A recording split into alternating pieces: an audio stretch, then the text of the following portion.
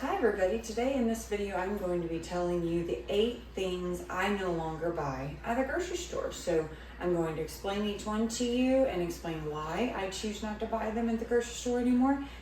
And also stay tuned to the end for a bonus number 9. First thing we're going to talk about is stocks and broths. I'm sure that you've heard this one from several different people, but if you're not making your own stock and broth, you're basically throwing free things away. So anytime you have any vegetable scraps, anytime you have any bones from a rotisserie chicken, you know us in the healthy eating community, we say a rotisserie chicken is a really good thing. I know there's some controversy about that and what could be in that chicken.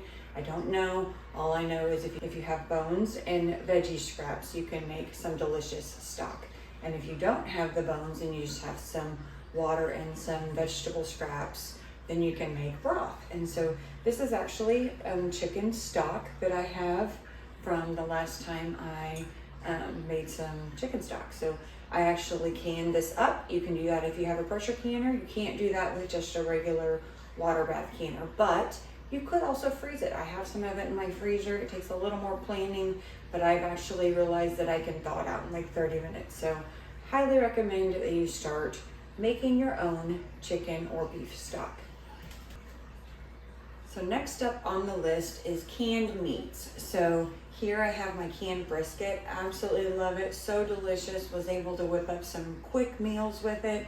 Highly recommend if you get a big slab of beef that you get a really good deal on. I think I got it for like $1.99, and for brisket that's unheard of.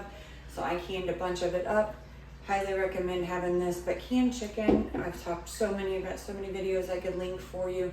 Just check out my channel. But so many things you can do with this canned chicken. It's much better for you. You don't have all the preservatives of regular canned chicken. You get so much more. I think they say like a pint is about a pound. So if you realize that that is the case, then you've got 2 really good, easy meal starters. You can make soup out of this. You can make sandwiches out of this. So many different things. I just made some delicious beef stroganoff with this meat right here. I plan on making some vegetable soup. And my mom's cabbage vegetable soup is just amazing, and I haven't had that in years, so need to make that. But by having these, you have a quick, easy, convenient meal ready in no time. And you made it yourself. It's keeping you out of the grocery store. I'm trying to do so much more with keeping myself out of the grocery store. That's one of my goals, and this is getting me a lot closer to this, right? Next up on our list is canned beans. So here I've got some kidney beans, I've got some black beans, and I've got some chickpeas. So with this, you can either roast these up and make these a delicious snack, or this is a basis for hummus. We all know hummus is a really good high protein snack for the afternoon for weight loss. So all these beans are very, very good. Throw it into a soup, throw it into, this is actually really good. I take my white beans and I go ahead and make a delicious baked beans in the summer. So that's really, really good. This makes a really good, I don't know if you've heard of it, it's called Texas caviar. You take some corn and you take some cilantro, some onion, those flavors, a little bit of tomato, delicious dip for the summer. And like I said, we talked about hummus with this. So canned beans, you can get a bag of dried beans that'll make you like 5 or 6 of these cans for like $1 at the store. And if you don't, you can get probably a can half this size, maybe the same size, but it's going to be $1 to $2 to $3 depending on what you get. So highly recommend making your own canned beans. You do need a pressure cooker, but what I used to do before I started canning beans is I actually would just cook them up and freeze them. And that's what I recommend, guys, that you don't buy canned beans. Either can them yourself or cook them up and freeze them. They're ready to go for chili. They're ready to go for all these different quick meals that we've talked about. So next up is canned pasta sauce. So once I have discovered the value of making my own tomato products with canned tomatoes out of my garden or other people's garden.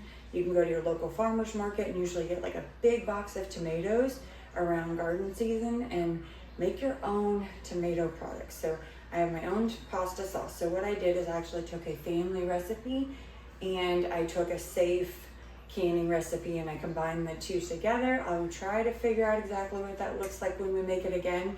Try to make it with you. This is so delicious, better than the one store-bought one that we used to love. So we'll not be buying store-bought sauce anymore. This is pure ingredients. This is just basic tomato, onion. I think it's got some pepper in it. It's got garlic, just your basic seasonings, but we'll not be buying all of the preservative-filled pasta sauces from the store anymore. Next up, if you've watched any of my videos, you know I use this little guy probably almost every time I make anything. I love him. This replaces that squirt spray. So if you know what's in that little squirt spray, that oil spray is very, very highly processed, chemicals you can't pronounce. This is my avocado oil. You can put whatever oil in there.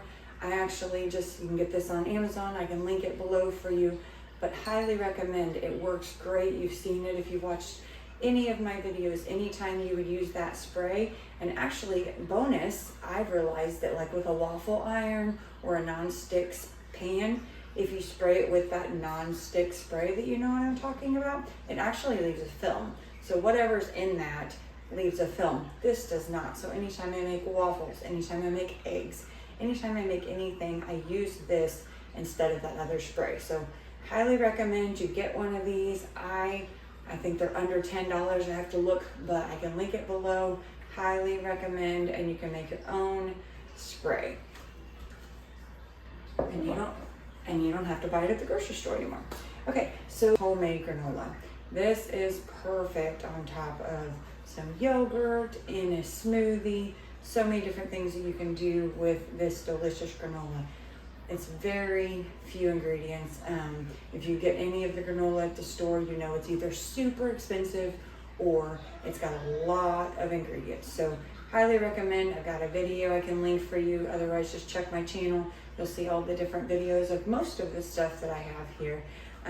But this granola is so simple to make. It's only a few ingredients and it's so good for you. And it's like a dessert whenever it's on top of yogurt with delicious berries on top.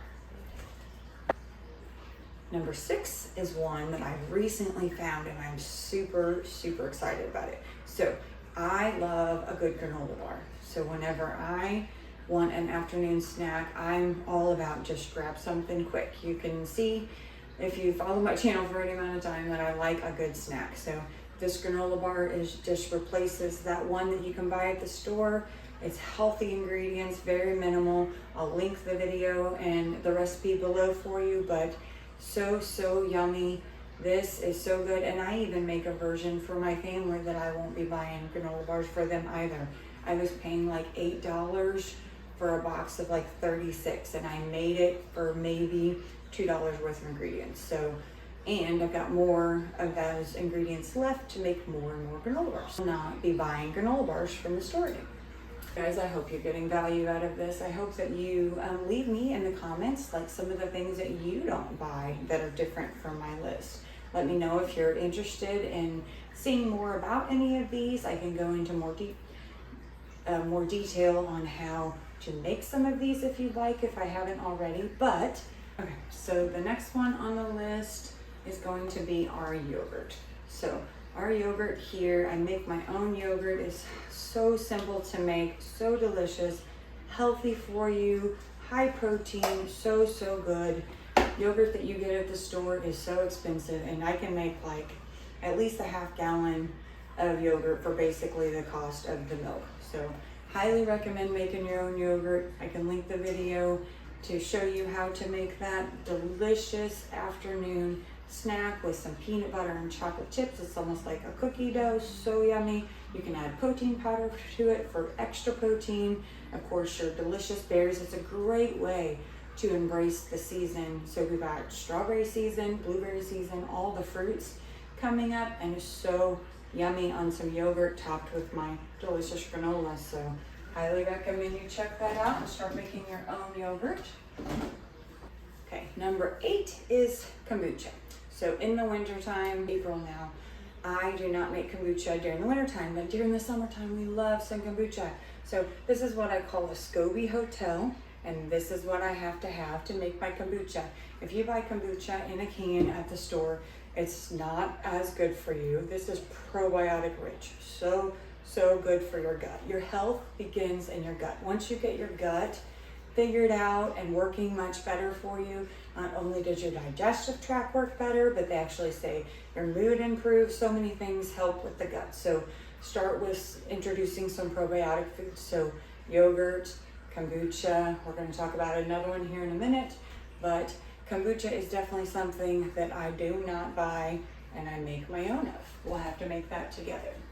Okay guys, so that brings us to our last bonus one. So this is bonus number 9, and this is one of my favorites. So I've recently, in the last few years, I think it's called kefir.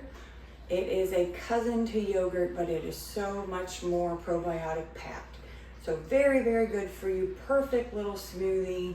It's almost like, to me, I think if you sweeten it up and add a little bit of vanilla, it's almost like, to me, like a vanilla float, because it has a little bit of effervescence to it, kind of like a kombucha because it's fermented. But you guys have to try it. You do have to have what's called the grains, which is a mother culture that you can get. But you can actually get that online. Very easy if you have a friend that makes kefir, that they can help you with it. But highly recommend getting some kind of probiotic rich food into your diet. I don't do as much with vegetable fermented stuff. I hope to do some more of that this summer, but that is it, guys. That is 9 things that I no longer buy at the grocery store. I make because it's a much cheaper, much better, much healthier option for me. I hope you enjoyed this video. I hope that you like this video. If you want to, subscribe to my channel. I make videos like this all the time, and otherwise I will see you later. Bye.